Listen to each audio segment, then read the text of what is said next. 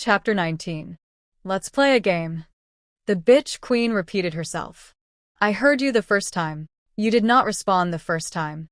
Lex snorted derisively at that. Funny. Because I thought I didn't have a choice in the matter. I did just get dragged away from my unconscious friend and held at spear point. But what do I know? The bitch queen smiled sadly and began slowly pacing the room. She was the definition of queenly beauty and elegance. Even with a snake's lower half, every move felt methodical, like it was rehearsed beforehand, and in terms of looks, she rivaled princesses and queens way above her stature. Lex couldn't help but to feel a hint of jealousy. It made her hate the bitch even more. I believe to choose is a cruel thing. Do you not agree? Lex flexed her fingers to loosen the tension building in them. This bitch had just taken her brother hostage, but not before threatening her life and leaving him in a to be continued moment, and she wanted to talk about philosophy. She took a deep breath, calming herself down before answering. No, I don't agree. I believe only those who have had their choices made for them can understand the true cruelty of not being able to make their own choices. The queen stopped in place and cocked her head. It sounds like you are speaking from experience? Lex shrugged. Not really. At least not compared to some people I know, like my brother. The queen laughed, but there was no humor in it. I should have known. Lex lifted her chin in challenge. Known what? The way you look down at those above your status and that aura. The queen looked at her as if examining her inch by inch. You two do not look much alike, however. Thanks for noticing. I'll pass on the message. Can I go now? You don't get it. The queen hissed, losing her composure for the first time in the conversation. He told me that he had no siblings. Lex rolled her eyes. What? Am I supposed to feel bad for you or something? That's just who my brother is. Get over it. The next thing you're going to tell me is that he made you fall in love with him and then disappeared. Oops, wait, he told me this story already. He was a kid back then under orders by the most powerful shifter alive. He had no other choice, so get over it already. Is that what he told you? That all he did was play me like some kind of fool? And now what? Do you think I am doing this out of some petty revenge? Well, you are correct. But you are also incorrect. This is revenge, but it is not because of his departure. She shook her head as if the mere idea was idiotic and then turned her back to Lex. Lex took the opportunity and lunged forward, charging at the snake lady. They were both unarmed, but Lex was lethal on a bad day using only her feet. This wouldn't take long. Lex closed the distance in a matter of seconds and threw a punch, but the queen ducked it and countered with a tail whip, and now the same momentum Lex had used to close the distance was being used against her. The bitch's tail made impact with her ribs with a loud crack, and launched Lex through the air. The moment that she collided with the floor, her entire body began to scream in pain. She quickly recovered, however, rolling onto her stomach and pushing herself up to her feet in a single move, using 2 fingers to check her ribs. She had broken 3 of them. The queen sighed, and then gave Lex a look that chilled her to the core. I am the warrior Queen Eleonora Vitania IV. I have been trained by and fought side by side with many of masters, including your brother, so unless you want to see if that was just a fluke or not, I suggest you stand there, shut up, and play my game. Lex shouldn't have underestimated the bitch just because she was nobility. A mistake that won't happen the next time. Okay, fine. Lex spat out some blood. She had taken worse blows before, from her own best friend. In fact, she couldn't help but wonder what Elizabeth was up to right now. Once she found a way out of this, she'd call her. She hadn't heard her twin's voice in a few days, and after an ordeal like this, she needed her bestie. What's the game? The bitch queen turned her back again, but this time, Lex stayed put. She'd wait, pretend to get caught up in the psycho's game, and then when the bitch least expected it, she'd try again. The sounds of a crank turning filled the room, and the floor in front of the queen began to shake and then split apart a few feet in every direction, leaving a square-shaped hole not large enough to fit a body, but apparently just enough to fit the glass dome that covered something that Lex couldn't see, on a rising, ocean blue platform. Have you ever heard of 2 truths and a lie? She didn't wait for Lex's response. Well, this is that in reverse. 2 lies and a truth. She removed the glass dome from the now still platform, revealing 3 syringes with some kind of purple goo inside, and Lex had to stop herself from reacting. She had to be strong for Karen's and Lily's sake. The bitch queen picked up one of the syringes and turned her way, a smile on her face. This is the result of 6 generations worth of trial and error.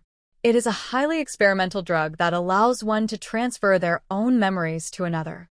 We mostly use it on captured terrorists or those who have attempted or are planning to attempt some kind of act of terrorism. It's great for extracting information from the unwilling. The bitch said the last part with a smile and the words like she was going to enjoy this, and Lex involuntarily sucked in a breath.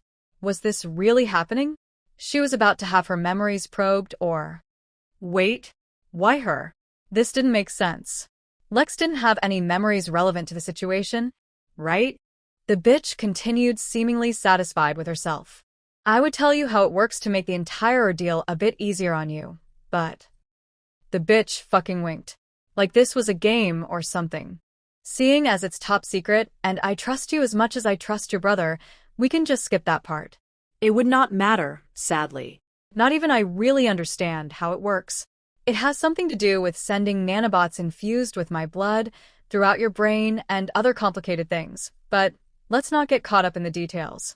What matters is that we can show you memories, but we can also alter those memories. She paused in order to let that sink in. Lex made sure to show no emotion, which just made the bitch's smile grow. I will be showing you 3 different memories.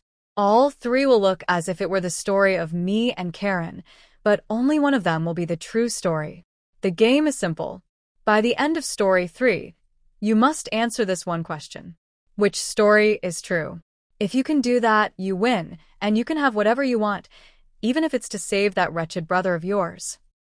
And if I choose wrong, then you'll kill us both, got it? Just give me the damn shot already, and let's get this over with. The bitch frowned, and Lex couldn't help the satisfaction that washed over her because of it. You're as impatient and arrogant as your brother. Her frown disappeared, replaced by a dark smile. Let's see how long that lasts. Come, let's begin. Lex kept her face blank as she moved her feet forward. 1 foot at a time, she reminded herself, making sure to control her breathing. She wouldn't give the bitch the satisfaction of any kind of response. They were now face to face. The heels that the bitch wore made it so they were about the same height, but unlike the few people of royalty Lex had met before, the bitch didn't give off that. Fear me or be reprimanded vibe. Brave. I admire that. The queen smiled grimly. If only you weren't so blinded by your bastard of a brother. Maybe we could have been friends. Doubt it. Lex spat back. Maybe not. Don't move. I have to inject you in exactly the right place, or I could accidentally paralyze you. Lex froze, but kept her face blank. Shouldn't a doctor or someone qualified for the job do this? Preferably someone not holding a grudge against my brother? The bitch snorted a laugh. If I weren't capable of doing this, I would have called for somebody who is. When Lex looked unimpressed by this, she continued. Why would I purposely end my own game before it even began? Lex was still not convinced. The bitch sighed. Believe me or not, I do not care, but you will stand still. Bitch. Lex muttered under her breath. The bitch queen ignored the comment, fidgeted with Lex's hair, parting it in the middle, and then came a sharp prick, followed by the feeling of fire spreading throughout her head. She tried to scream bloody murder, and on reaction, she tried pulling away from the source of the pain, but it was as if she no longer held any sway when it came to her body and mind. One moment, she felt like she was being cooked from the inside, praying that the god of death would end this misery, and then all of a sudden, the pain vanished, but something was wrong. She still couldn't move or speak, and a giant of a man rocking one of the largest, most scruffy, gray beards that Lex had ever seen before came into view. For some reason, Lex found the man's smile comforted her and made her feel safe.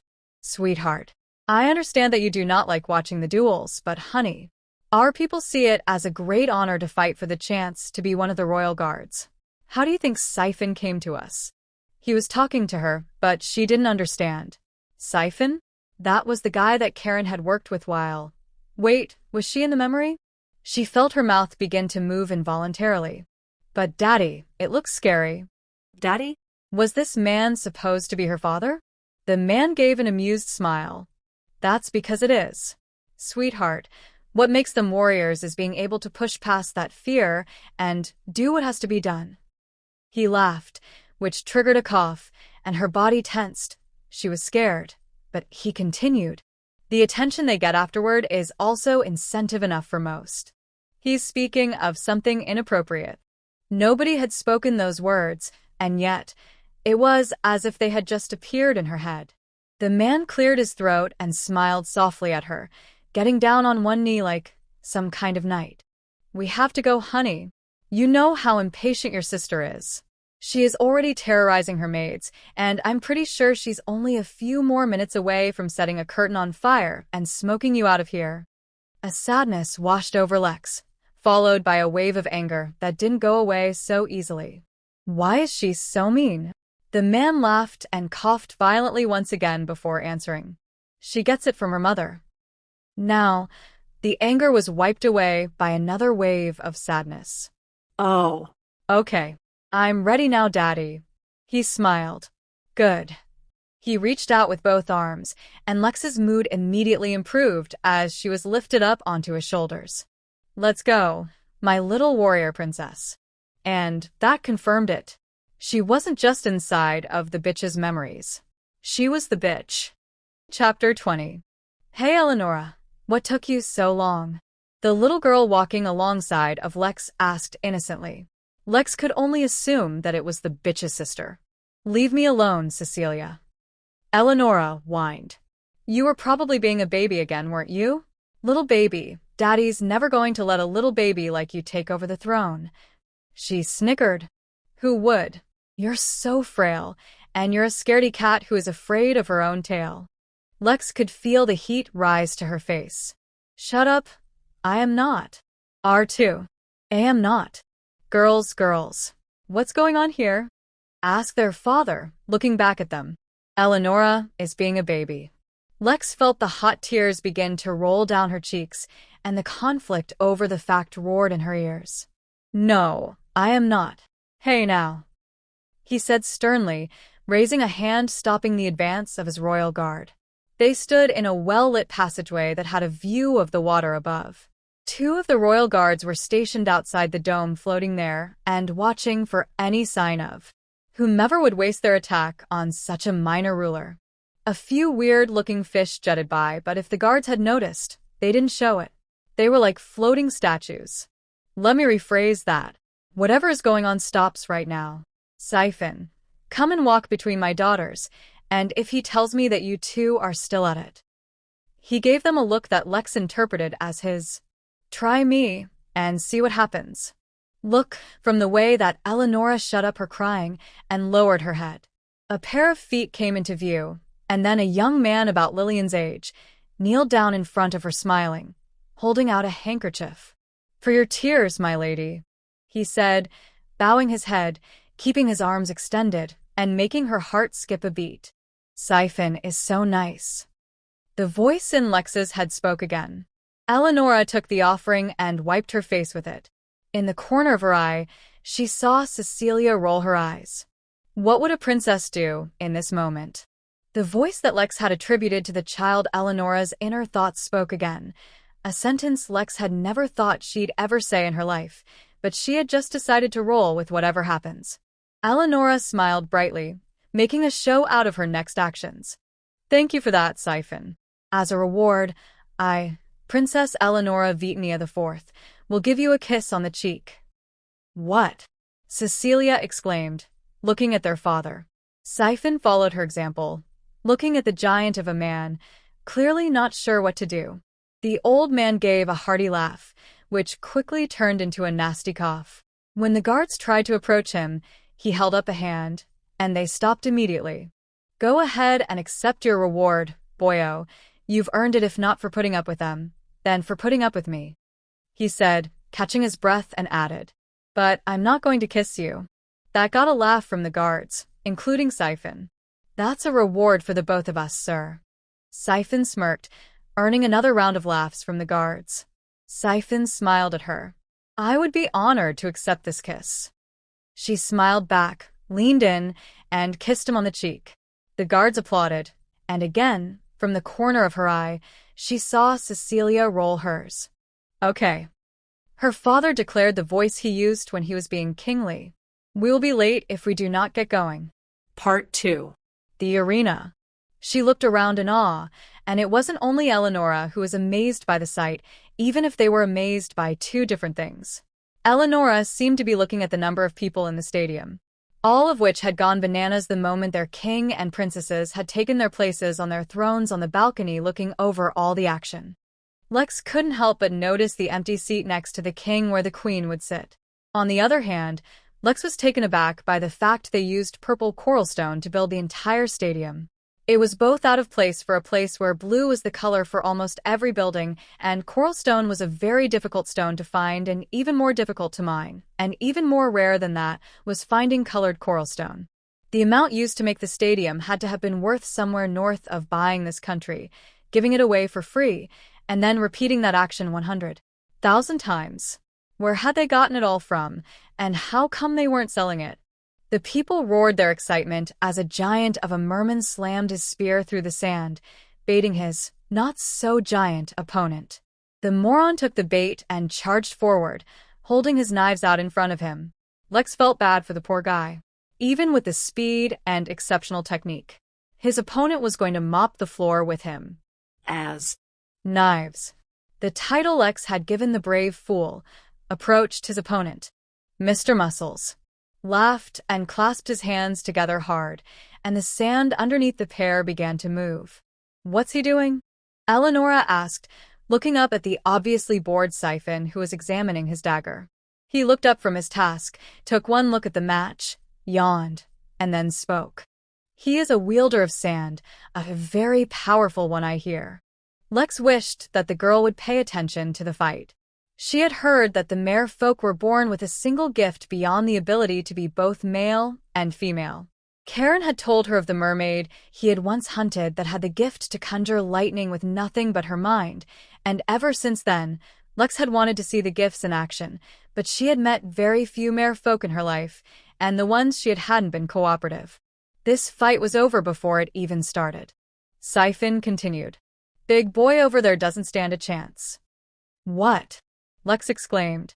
Eleonora thankfully turned her attention back on the fight where Mr. Muscles was now bleeding from multiple superficial cuts and using his sand as a type of shield to keep knives from striking him anymore. I only know the big guy by reputation, but his opponent is a psychopath who is on death row for killing 10 people at a bar, 2 of the responding Peace Corps officers, and 1 of our own Royal Guard, hence the early tournament. Eleonora looked up at Siphon, and the fear that bombarded Lex was so strong that she couldn't separate it from her own feelings. But if he is fighting in this tournament, does that mean he has a chance of becoming one of the Royal Guards and being exonerated of his crimes?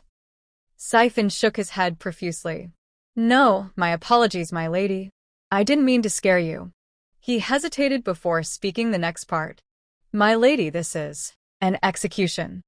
The crowd roared in excitement, while Lex's heart sank.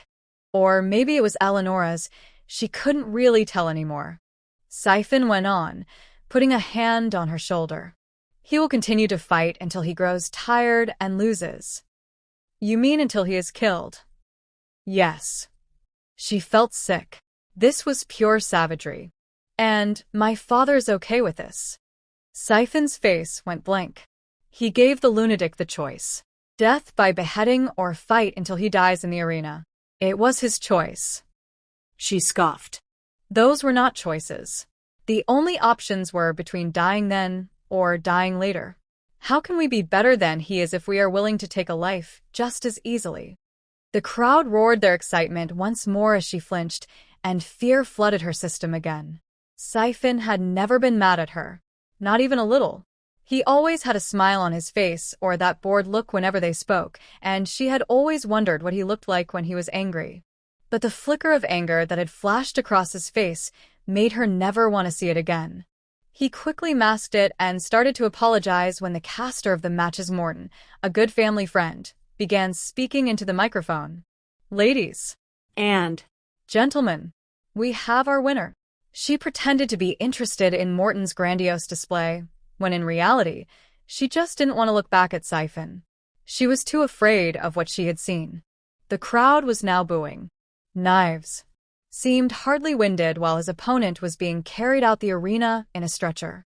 Don't worry, everyone, because this next challenger is something special. He paused for a moment, letting the suspense build, and it worked. The crowd stopped their disapproving chants and waited for him to speak again. Coming in at 146 pounds and 6 feet in height. he's only 14 years old. But one of the only dragon shifters in the world. Her heart sank. Were they really going to let a 14-year-old kid fight that monster? Give it up for Lillian. A young Kaeron emerged from the fighters' waiting area. He was smaller in build, shorter in height, and he was missing the arrogant smile that he normally wore like a badge of honor. But it was her Kaeron. Lex kind of missed this version of her brother. He was more open back in these days. Back before Drafin had completely stripped away whatever innocence of his that was left after the parade of abusive stepfathers their mother had subjected them to. He moved cautiously as he made his way across the arena. His head was down, but she knew her brother. He was observing every little detail. Each breath his opponent took, the length in between, looking for any weaknesses he could exploit. He stopped 10 feet away from the scrawny man, and whatever the man saw in Karen's eyes made him take half a step back. She wanted to smile. Even as a kid, her brother was a force to be reckoned with. This here, folks, will be a fight to write home about. You here in the audience will have the honor of watching a real-life dragon shifter go toe-to-toe with our so far undefeated champion here. Will he be the one to finally put him down and claim the ultimate prize of becoming one of the elite royal guards? The announcer shouted into the microphone. Lex had to give the man credit. He had a way with words. The crowd erupted. I bet 500 silver pods that he loses in 10 minutes. Somebody shouted. 7,000 Vorks coins that he wins in 5. Another shouted. Her ears were threatening a coup from all of the shouting and cheering, so she stuck her fingers in them, trying to block some of it out, but not before hearing one of the royal guard shout out a bet of 300 gold pods on Kaeron losing in 6 minutes. She knew he would win. She was sure of it. She looked over at Siphon, who was staring down into the arena like he had discovered a new enemy, and now she was really intrigued. Siphon didn't find many people outside of the royal guard or the royal family interesting enough to even bother a second look at. No less take up all of his attention. Begin. The man shifted into a knife-throwing stance and immediately flung 2 of his daggers at Kaeron, one aimed for his torso, the other at his foot. Karen's lips moved as if he had spoken something before letting out a roar so loud that it made the shouting from before seem like they had been whispering, and the force from it almost blew out her eardrums, stopped the blades midair, and sent them flying back at his opponent, who ran to the right and dived to the ground to avoid it all. The arena went silent, and even Lex was stunned. Kaeron never used his shifter powers, especially not in front of her, so this was a first even for her. Snapping out from his daze, Siphon turned and looked at his king and spoke, but everything came out muffled, and besides, she didn't care what he was saying. All that mattered was the shifter. She couldn't take her eyes off him, and not in some creepy way, but in a way she couldn't explain. She had never felt like this before. My lady? Her ears are bleeding. My lady? She didn't answer. She just stood and watched the shifter walk menacingly towards his panicking opponent, who was swiping his remaining blade wildly at the nothing in front of him, until the shifter, Lillian, grabbed the man by the hand, and the scrawny man's bones being crushed echoed across the arena. Eleonora, are you okay? She heard her father ask, now kneeling right next to her, but she didn't look away from the fight. Not even when the scrawny man let out a blood-curdling scream as his body was set on fire, and he burned to death. Chapter 21. Part 3. Birth of a Warrior. I want to see him, Eleonora protested. Siphon stood nonchalantly by the entrance, but she knew him better than to believe that he was relaxed. After the boy won his bout, instead of being allowed to attend the knighting, Eleonora was forced to go and get checked out by the royal physician, Albert, for her bleeding ears, accompanied by Siphon, who had been suspiciously quiet ever since the match ended. Albert smiled. "There is always the banquet tonight, my lady." She smiled brightly. The banquet. It had completely slipped her mind. All of the newly appointed royal guards had a banquet in their honor where they drank a bit of daddy's blood from out a chalice cup symbolizing unity and officially making them family. "Thanks, Albert, you're the best." He chuckled. "Let's not tell your father you said that. He may have me beheaded." Her smile turned sly, and she lowered her voice, inching her head in close, prompting him to do the same. "It'll be our little secret, I promise." She held out her pinky, and he did the same. "I appreciate it," he said as they locked fingers, sealing the promise. Eleonora couldn't explain why she was so nervous. This wasn't her first banquet, and it definitely wasn't her first time meeting a royal guard, seeing as she, her mother, her father, and her brat of a younger sister were currently surrounded by 8 of them. It couldn't be that. So what was it about the thought of meeting this boy that made her so jittery? Her mother sat next to her father, stunning anyone who gazed upon her like usual, smiling and waving to the crowd every now and again in her infamous lilac purple dress. Her mom was never a fan of jewelry. However, she did always wear the gold necklace that her mother had given her and the wedding ring Daddy had given her. The giant swirling ocean stone pair Eleonora's mother and her father wore were apparently the most valuable items in all of Crescent Gamma and were apparently gifts to her great, etc., grandmother and grandfather, from some ancient dead witch. Eleonora frowned as she watched her father smile at Lisa Solist, one of his 2 consorts. He and mother must be fighting again. Those were the only times he paid his consorts any attention. Eleonora didn't really understand why he needed consorts. Their Uncle Mocha and his wife Sierra fought all the time, and he didn't have consorts. She had asked Siphon about it a few times, but all he said was that it was necessary, and that one day she'd understand.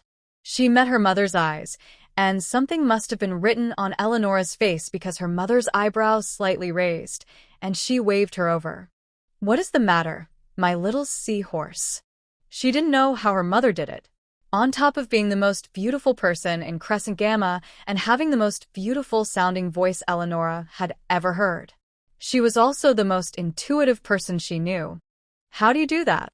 Eleonora asked, staring up into her mother's eyes, mystified. The worry on her mother's face softened a bit, but it didn't completely vanish. "You are avoiding the question," her mother accused, looking up from Eleonora and over at father, who is now conversing with Lisa. "To answer your question, women must wield more than just their looks if they want to survive in this world. That goes double for women like us." Eleonora looked from her father to Lisa and then back at her mother. "I understand." Her mother smiled down at her. "No, you don't, not yet anyways." The murmuring of the crowd pulled her attention away from her mother and onto the boy standing at the entrance to the banquet, late, and wearing a wrinkled suit with no tie. Talk about making an entrance. He was staring daggers into her, but she couldn't show him fear. He was the subordinate, and she a princess. "If you don't drop your gaze from off Her Majesty, I will happily make you," warned Siphon. Apparently, he got stuck with making sure Lillian adjusted to his new role as royal guard. Of course, Siphon, being Siphon, accepted the task without complaint, but it was obvious that he didn't like the boy. "No, it is okay, Siphon. He has yet to learn his place, and I wouldn't expect him to so soon." She smirked smugly. "He is still just a child after all. A gutter boy at that. It is only reasonable that he—" "What did you just call me, you brat?" She stopped speaking. She had never been spoken to like that by anybody but her sister. She heard the hiss, and then the clash of steel on steel, and she had to shake her head and do a double take to make sure she was seeing straight. Lillian had gotten the best of Siphon. Somehow, in a single exchange of blades, Lillian had invaded Siphon's space and now held the edge of his blade to Siphon's neck. You. Will. Apologize, Siphon said stubbornly. Lillian turned that horrifying look of rage onto her, but there was something else hidden behind it. She just wasn't sure what it was. Okay, Your Majesty. He spat out the last part as if it were poison. I'll apologize, but only if you can strike me even once, anywhere on my body. Are you crazy? I will have you executed just for suggesting such a thing. Siphon roared. Lillian ignored him.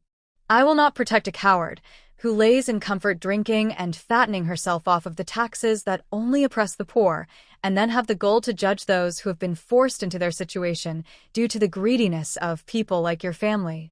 Shut up. You're wrong. We provide housing for those who can't afford and clothing.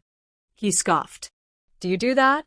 Or do you have your trusty little minions do it for you because you're too good for the poor people who keep you and your family sitting pretty on your tower of coralstone? She hissed, and before she knew what had gotten into her, she charged forward. Lillian headbutted Siphon and then kicked him away before turning his attention back to her incoming attack. She wanted to claw his eyes out. She was going to make him take back all those awful things that he said about her family. She'd make him pay. She leapt at him, her body moving on autopilot, protracting her claws, aiming for his throat.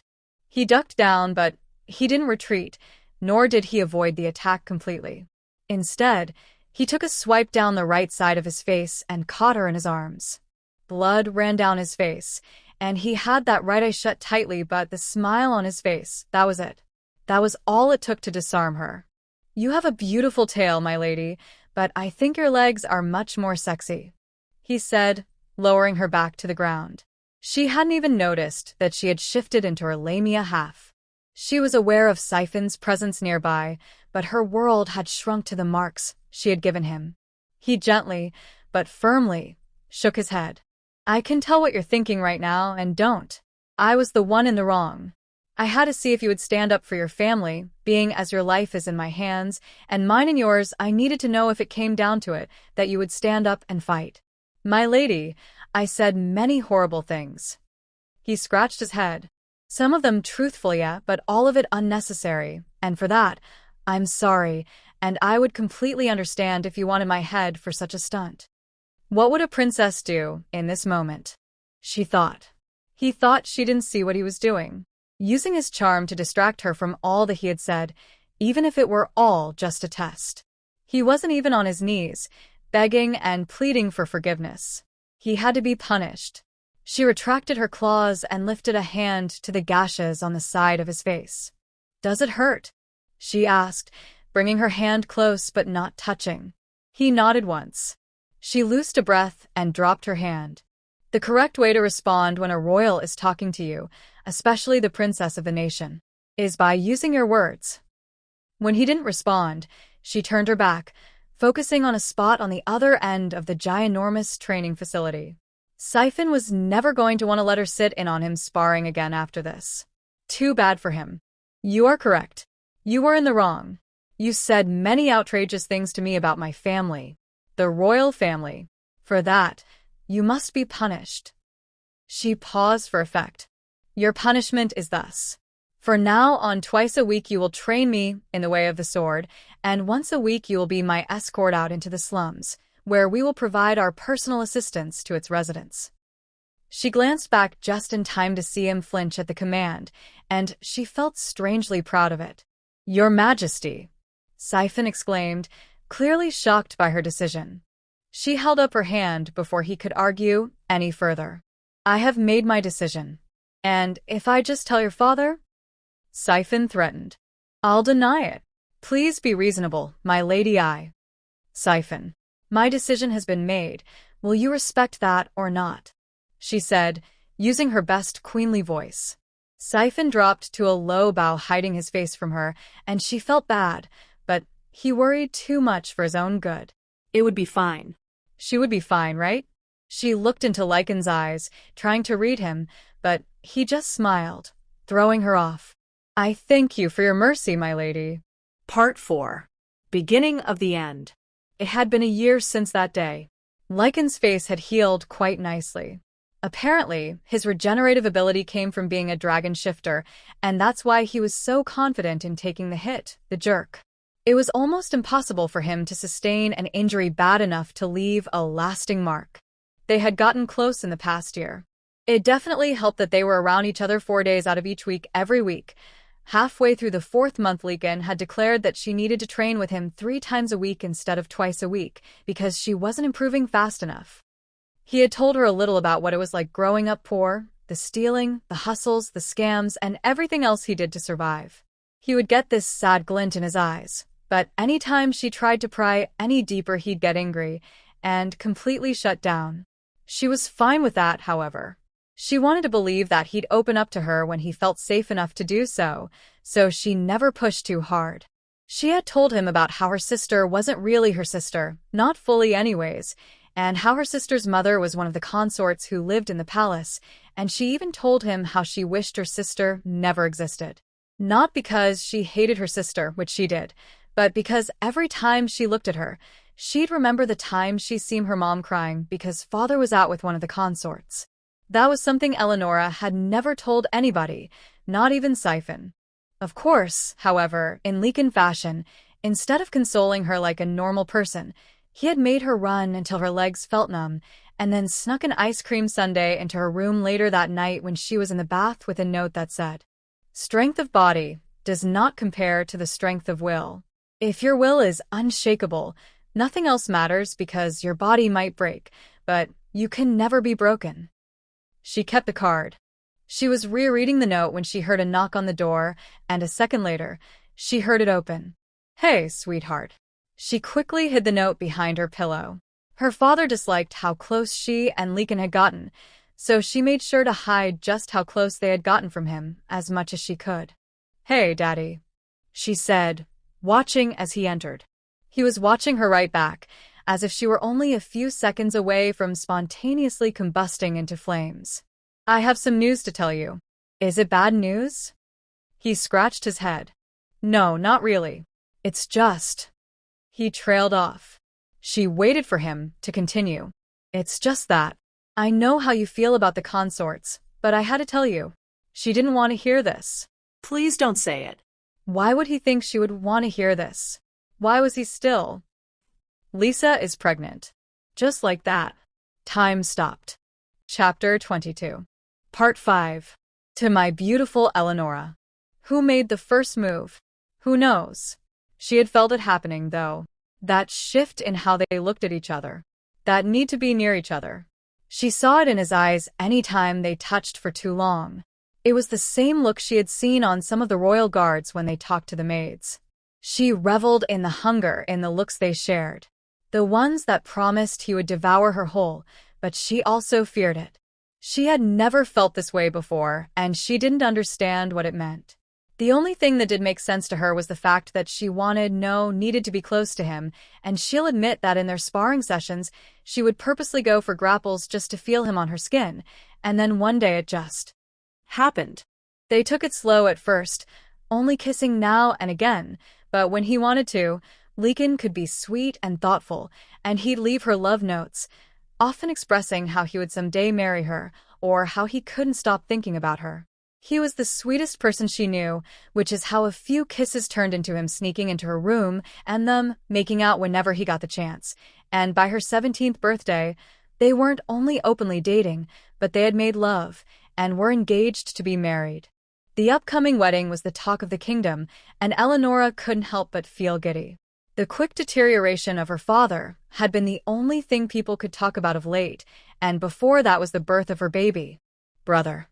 So she was happy to finally get some attention, even if not all of it was good attention.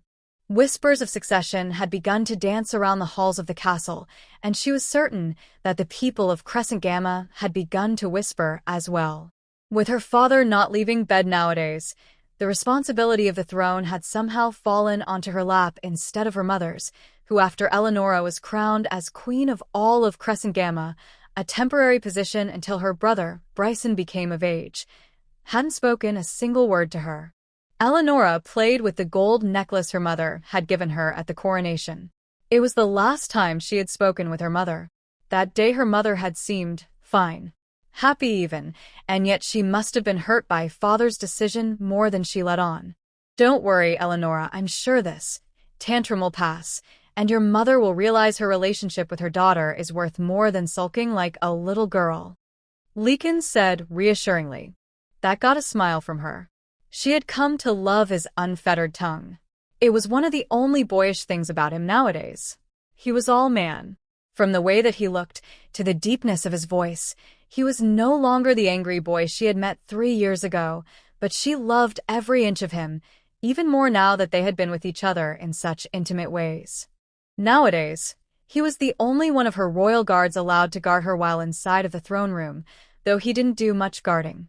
Attacks on the royal family were basically non-existent even before Lekin came into their ranks, making a name for himself as the Fire of the Sea. The people of Crescent Gamma were both terrified of his powers and awestruck by them.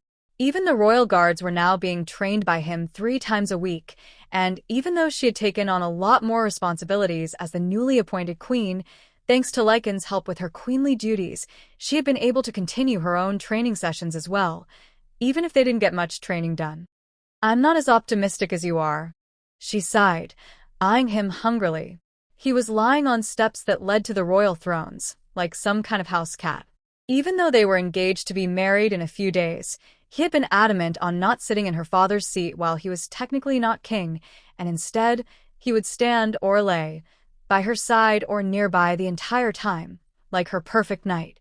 He was showing off his ripped body today, wearing a sleeveless t-shirt and blue jeans cut into shorts, like some kind of commoner, but she had come to expect that from him. She had stopped trying to get him to wear proper attire when he sparred against Crescent Gamma's greatest hand-to-hand combatant, Povok.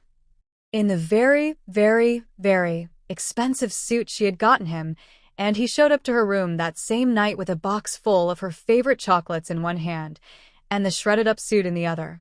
Keep staring at me like that, and we're going to consummate the marriage earlier than planned. He threatened in that way that always made her want to stop what she was doing and tear off his clothes with her teeth. Make me stop, tough guy. She purred. She had found that she loved provoking him. Oh yeah, he asked seductively, lifting himself up to a position resembling a puma ready to pounce. And she was hoping to be pounced on. Yeah.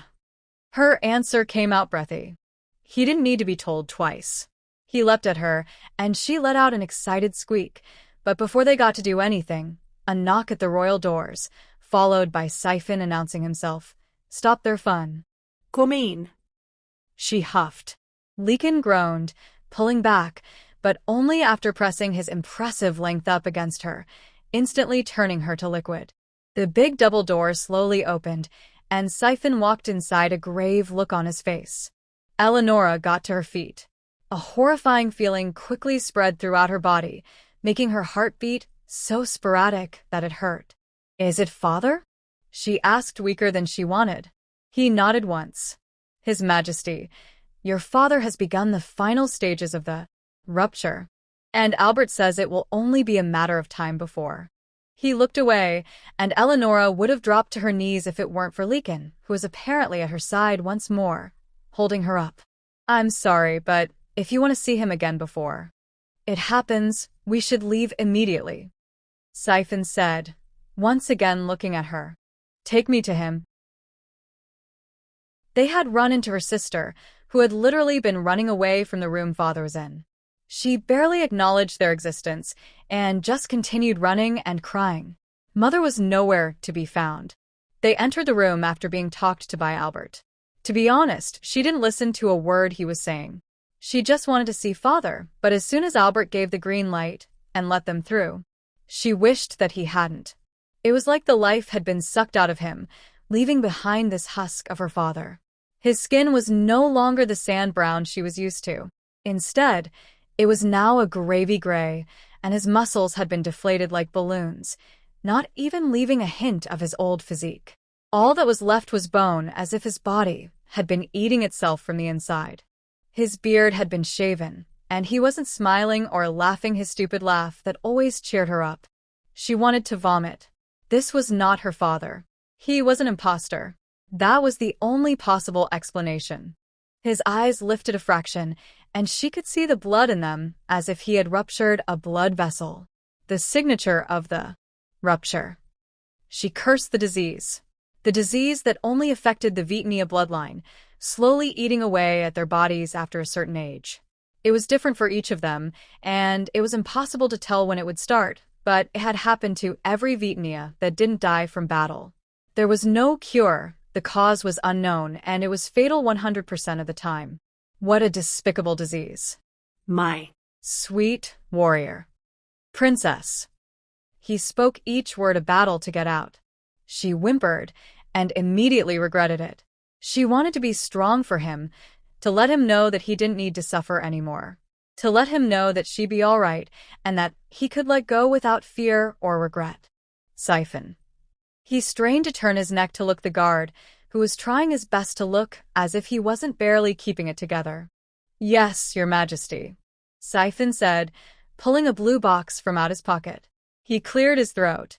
My lady, this is for you, from His Majesty. There is a letter inside. She examined the box, playing with it in her hands before lifting up the lid. Inside was a golden bracelet that matched the necklace her mother had given her and a folded piece of paper. She all of a sudden felt heavy, and her legs were threatening to buckle under the weight, but she swallowed and began reading. To my beautiful Eleonora. Eleonora, don't be too mad that I'm not saying this to you in person, mostly because you get scary when you're angry. Preach. Siphon and Lillian said almost in unison, as if it were planned. She gave a teary laugh. Shut up, I do not. Lillian and Siphon shared a look that clearly said, right. But she ignored them and continued reading. But I'm very sick, so I'm not saying all that much nowadays even. These sessions with Siphon to transcribe this message will be slow and difficult. But I will not leave this world without saying goodbye to you and your sister. I love you, and no matter if I am right next to you or in the great beyond, with my father and his father's father. No matter the stormy waters you might find yourself in, the one thing that I want you to hold on to is that one truth. That I love you, and you will always be my little warrior, princess. She dropped both the box with the bracelet and the note. This was too much. She couldn't handle this. She couldn't. She wouldn't. She turned towards the door and made a run for it, but was intercepted by Lillian. Let go of me, Lillian. I can't be here right now. I have to go. Let me go. She cried, clawing and punching at him. He took each blow but refused to even fight back, which infuriated her. He was this big, powerful dragon shifter who couldn't be hurt no matter what hit him, while she felt like she had just taken a fatal blow to her heart. He couldn't possibly understand. He smiled down at her. Do what you have to do to me so you can get over this momentary anger, but you aren't leaving this room. You will be by your father's side for his final hours, even if I have to chain you to the damn bedside. She glared up at him, fury singing in her blood. What do you know of the pain I am feeling? What do you know of this endless pit of sadness I have just been thrust into? What do you know of any of it? Tell me. He stared into her eyes, the empathy in his own never wavering. He slowly shook his head. You're right. I don't know how you're feeling right now. You and your sister are the only ones who could possibly understand what you're going through right now. But I do know that I've sat up on to many sleepless nights wondering about who my father is, if he's even alive, and if he is, does he even give a shit that I'm alive? Or is he happy to be rid of a burden like me? Her look softened, and she lifted a hand up to his cheek. What I'm trying to say is that you actually know where your dad is, and he isn't some dick who abandoned you. He's been here, raising you and loving you the whole time. So, I won't let you run out on him when he needs you the most. He doesn't deserve that, and I know for a fact that if I did, it would come back to haunt you for the rest of your life, and I won't let that happen because I love you too much to let it. So, do what you need to do to me, but you're not leaving this room. She dropped her hands to her side. All of the fight had been knocked out of her, and she whispered, "You're right. I'll stay." Father passed 7 hours later, and I cried for weeks straight. Chapter 23. Part 6. The End. The wedding's tomorrow.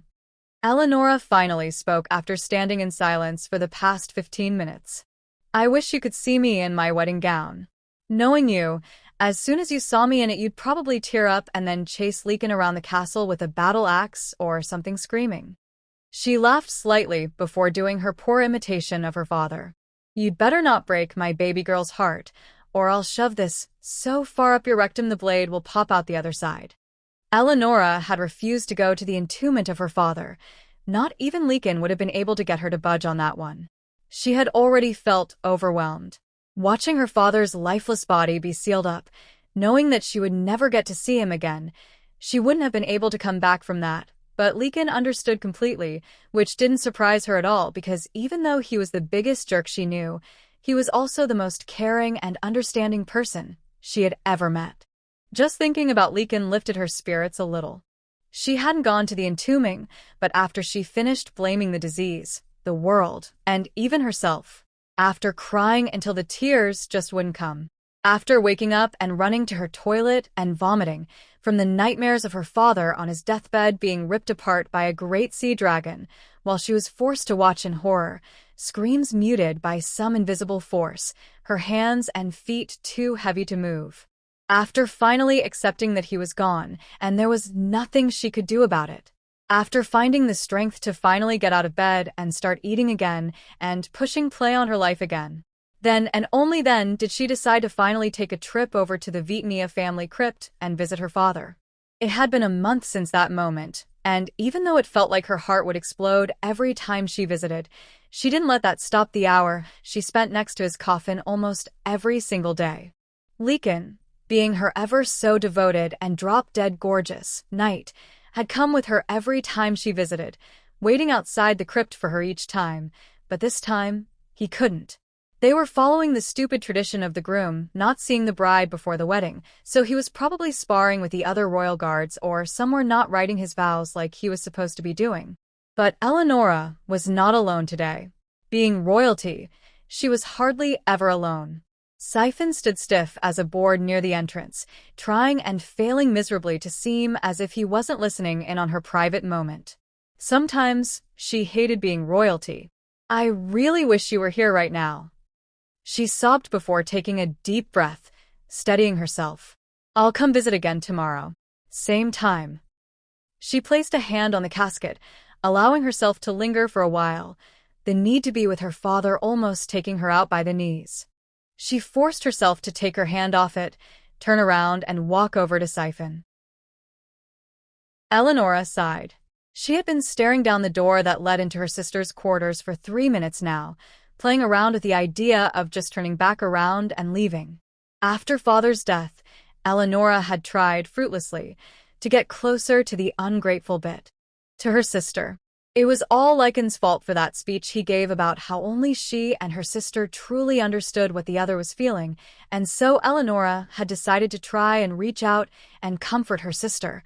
But her sister, to no surprise of Eleonora's, had no interest in being comforted by Eleonora. That hadn't stopped her attempts, however. She had departed with Siphon as soon as they had arrived to the room, telling him that it would most likely take a while and that one of the maids would walk her back to her room. All of which was a lie. This probably wouldn't even last longer than 5 seconds, and she definitely wouldn't have a maid take her back to her room. She would most likely sneak off to the royal gardens and hide amongst the flora for a while. After trying and failing with her sister like usual, she'd need to be alone so as not to unintentionally unleash her frustration upon the undeserving. She took another deep breath before letting herself in without knocking. She had learned early in her attempts that if she announced her presence, her sister would just lock the door and ignore her existence. Pumpkin spice. That was the first thing she noticed. The room smelled like pumpkin spice. The next thing that she noticed were the lights. They were off, but she could see candles were lit. Explains the smell. She thought as she opened the door some more. "Hey, Her words caught in her throat, and her heart stopped. This couldn't be happening. Leekin. He wouldn't meet her eyes. Leekin. Her sister was smiling. How could you leak in? Burning hot tears streamed down her cheeks in rivers. Her sister was on top of him, the sheets covering only their lower halves. Her sister's breasts were exposed, and so was Lycan's chest. You bastard! How could you? How could you? Her head screamed in agony. It felt like someone was trying to melt it from the inside, and she couldn't move. Her mouth hung open in a silent scream. It hurts. It hurts. It hurts. Lex, are you okay? Come on, say something. I swear I'll raze this backwater country to the ground if she's hurt. Lex. She tried opening her eyes, but the light was too bright, and she quickly shut them again. Her head felt fuzzy, and she wasn't sure where she was, who she was, or what was happening. Lex. The fuzz in her brain was washed away with recognition, and everything came flooding back. Lillian's wounds, Kaeron bringing them to his ex-fiancé's country to help Lillian so she wouldn't die, Kaeron's imprisonment, and the ex-fiancé's challenge. It all came back to her.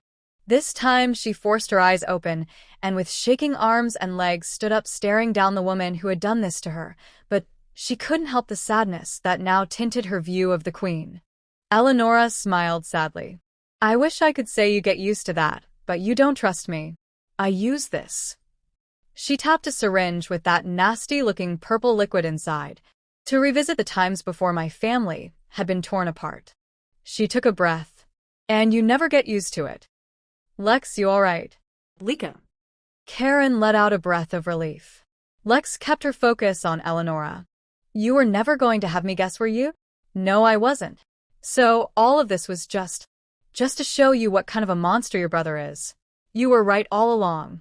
This was all about how your brother told me he loved me and then disappeared like the coward he is, leaving me alone to banish my sister, and days later having to have my own mother executed for killing my little brother in a drug haze. She blinked away tears that had been forming and continued. I am now alone, and I just wanted him to hurt as much as I do, and you were nothing more than a casualty. Did it work? Has the illusion finally been shattered? Lex took a deep breath. Her body was finally feeling normal again, and her legs were no longer shaking. If you're asking if I still love my brother, I'm sorry to disappoint, but I do. Eleonora shook her head. That's not what I meant. She took a step towards Lex. I want to know, do you still trust your brother? She looked at Kaeron before meeting Eleonora's gaze. Of course I do. Eleonora smiled. Liar. Before Lex could respond, Eleonora lifted a hand silencing her. Unshackle the prisoner siphon, and send word to the medical team to bring the other one. They're free to go. Oh, but Lycan. She turned her back to Lex and slithered over to Kaeron. If you ever come back here, I don't care why or with whom, I'll have you killed on the spot. Do I make myself clear? Kaeron nodded once, and it was obvious that he was holding back whatever it was he had to say. Good. Now get him out of my face. I feel like vomiting just looking at him. It had been over an hour, and Lex still hadn't spoken a singular word in his direction. They had been escorted back to the surface by Siphon and 4 others from Eleonora's royal guard, 2 of which he knew, where they were met by 3 merfolk in medical garbs. 2 were holding Lamb's unconscious body, while the other explained her situation and the medicine supplied, and how much she'd need to take a day. Blah, blah, blah. After that, they had carefully secured Lamb into the back of his car, with Lex plopping the girl's head into her lap, instead of joining him in the front where they could talk about this. But that was to be expected. If there was one thing the Deitases did not do well, it was talk about their feelings. They had driven straight by the small town of Orcs and were headed out of the forest, in torturous silence. He was trying to give her space to come to him so that they could talk it out, but fuck, was she making it difficult when he'd catch her staring at him in the rearview mirror only to have her immediately look away. There was clearly something on her mind, and he wanted to reassure her that Eleonora was just a petty bitch, and that whatever she might have seen was only one half of the story. But sadly, Lex was probably the most stubborn person he knew, and he was a very impatient person. So when the second hour had come and gone, and Lamb still hadn't stirred, Kaeron calmly and subtly lost his shit. What? Huh? What is it that you saw or heard or smelled in there that has you not talking to me, Lex?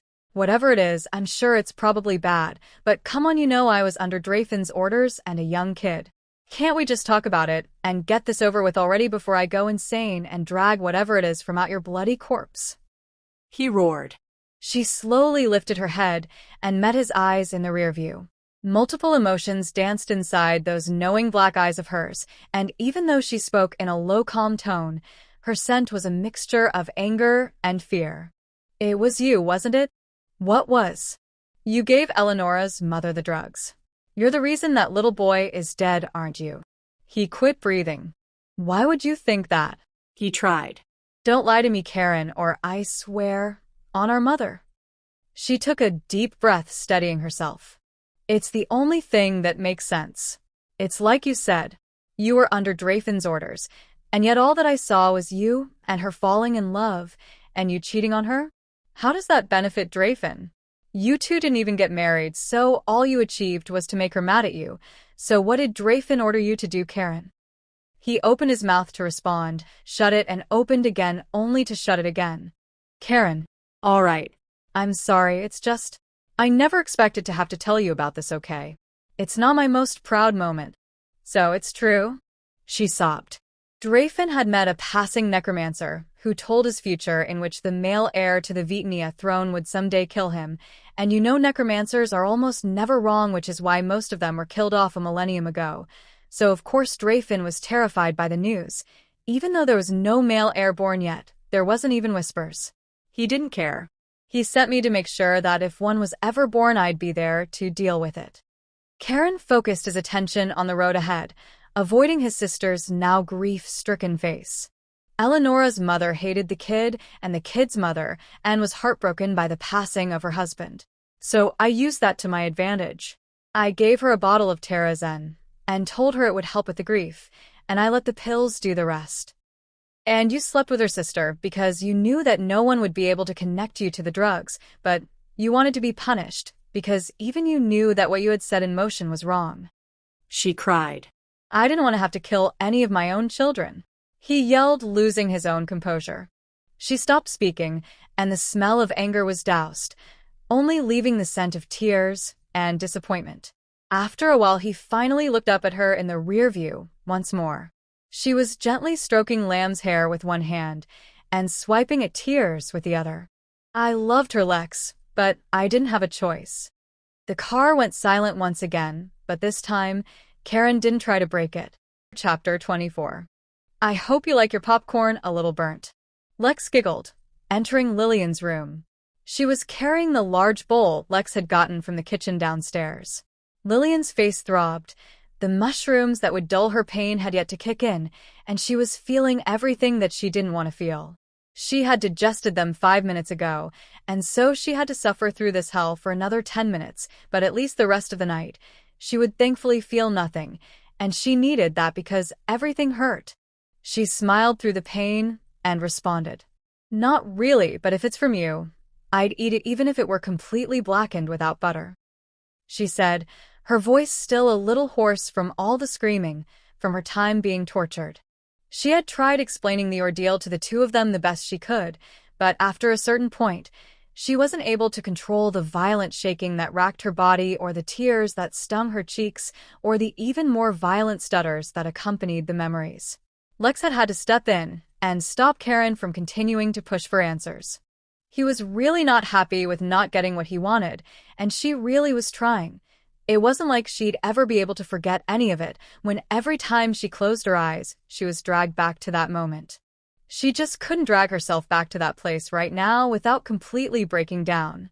After she woke up, Lex had stated more than suggested that they'd need to sleep in hotels instead of Kaeron's car until Lillian was feeling much better, and that they should travel less so that she could rest, and Kaeron had begrudgingly agreed, and so they were now staying at a hotel in a city called Seijo. Kaeron had been in a bad mood, so he went out only saying, "I'm going hunting," before promptly leaving. Lex hadn't said much about it, but clearly, something had gone down between the two, and whatever it was, Lillian assumed it had been something big and bad because the two of them had hardly even said 2 words to each other in the few days Lillian had been awake, so Lillian had decided that she wasn't touching that conversation with an 8-foot pole using Kaeron's lengthy arms. Only the best for you. Lex smiled, shuffling over to the bed joining Lillian, who was wrapped up in blankets, lying down on the unnervingly soft, oversized bed. The smell of the buttery popcorn danced around in her nose, and her mouth watered. But again, her face ached in pain. She had lost multiple teeth that her doctors had to replace using a serum that grew new ones, but it made chewing feel like she was being tortured all over again. Lex cuddled up beside her, making sure to be gentle so as to not aggravate Lillian's injuries. It didn't work, but she appreciated the consideration. Lex lifted the bowl up to Lillian, and Lillian shook her head, refusing to upset her mouth any more than necessary. "You're no fun when you're injured," Lex joked. Lillian scoffed. "I'll try harder in the future to entertain you." Good. Now. "What are we watching?" she asked, pulling up the movie selections on the flat screen mounted on the wall in front of them. Dealer's choice. The moon was out. Kaeron had been looking forward to this ever since arriving in this cesspool where the people of the Fae were sophisticated and elegant, and their shit didn't stink. Unless you count all of the drug-abusing, racist, lawless people of its underworld. He needed to re-up on Phoenix Ash, and while he was out, he also needed a fight. Badly. He entered Bar Esoki and immediately thought, sounds about right. The place smelled like an ashtray and smoked up like a chimney. Some of the patrons acknowledged his existence, but didn't look long. They must have valued their lives. He searched the booths, looking for the man he knew would have the stuff he needed.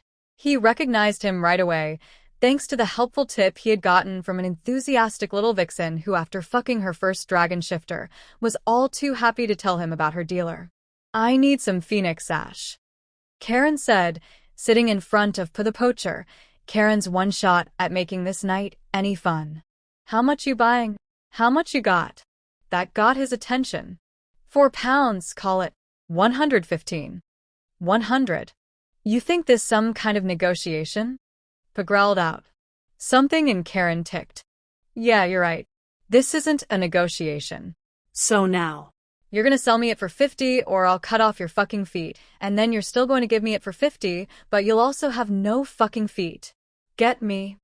Pa tried to reach for the dagger he had hidden away, but Kaeron was faster. He grabbed Poe's retreating hand, pinned it to the wooden table, and slammed the butt of his own dagger into the back of it as hard as he could. The sound of bone cracking and wood splitting echoed across the bar, and nobody even blinked an eye. Ah. What the fuck? You're a fucking psycho. The offer still stands, Pa. Either sell me it for 30 and keep your feet, or 30 and lose them. It was 50. He barked. That was before I had to lift a finger. Do I need to lift a finger again? No. Good. Pa signaled to a guy, and Kaeron rolled his shoulders. He'd need a good fight to loosen them. The man brought over a black money bag and looked toward Pa for further instructions. Pa gave a quick nod, and the man tossed the bag to Kaeron's side. In celebration of getting so much Phoenix Ash so cheap, he decided not to beat the man to death for the disrespect, and instead just take it out of the pay. Another 10 grand should do. Kaeron lifted the bag up by the straps and tossed it over his shoulder. Next time, don't piss me off. Kaeron took out the 20 grand, and with a flick of the wrist, gave the man his money. This is only 20. Proceeded. You're welcome. Kaeron walked away, without letting Pa get another word in, walking over to the bounty board. Every bar had one, requests for killing demons that the rich fucks in the upper needed dead, seemed to be what this board was stacked with. He had seen ones for toxic swamp creatures in some of the western tribes to pirates in the towns south of the northernmost capital. The most fun ones, however, were the demon bounties. The living might know who he is and freak out and give up, or realize how fruitless their efforts are and give up, but the dead fought like animals and they never know when to stop, so he get to beat the demon's skull in so bad that it becomes unrecognizable. Kaeron had never faced anything above a low A-tier demon, but Drafen used to brag all the time about how he slayed a demon lord and drank its blood. Apparently, that was how he was introduced into the Seven. Kaeron wanted to face off with one. How hard could it be? He snarled as he couldn't find an A-ranked bounty or higher. The highest he found was a high B-tier demon. The poster read, "Demon emerging from shadows and consuming anybody in the surrounding area, offering 220,000 Imperial coins. Wanted dead." He took the bounty from off the wall and walked out the bar into the pouring rain. The moon was now blocked behind massive dark clouds. Boom. Thunder cracked like a whip above head. He ran his hand through his wet hair and smiled to himself. The hunt begins. Kaeron dived out of the way of the minivan that was whipped at his face. Legion. Classified as a low B to a low A tier demon, the little bastards were these tiny black corrupt fairies that act like a collective of bees with the ability to make whatever they stick onto their host. This would be the 4th time he had fought these rodents, and each time, they had been a massive pain in the ass. He fired shots at the collective, knowing it was pointless even if demons were effective to Kaeron. He didn't have nearly enough bullets, but Kaeron needed to anger the swarm to get as many of the bugs gathered in one spot as possible. The heavy rain distorted the screams of passers-by. He felt a smile on his face.